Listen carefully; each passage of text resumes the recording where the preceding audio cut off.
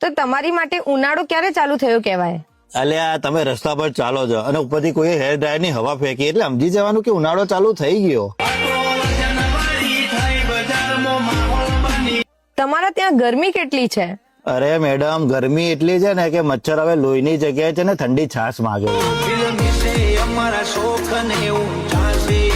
તો ગરમીમાં એસી યુઝ કરવું જોઈએ કે કુલર?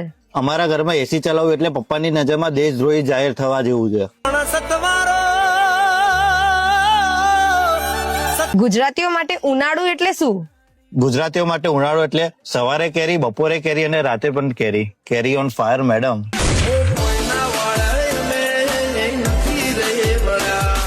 અને હા સર, તમારું બ્લડ ગ્રુપ શું છે? ઓ મેડમ બ્લડ ગ્રુપ કોઈ પણ હોય પણ ઉનાળામાં માત્ર નસોમાં છે ને છાસ જ દોડવી જોઈએ.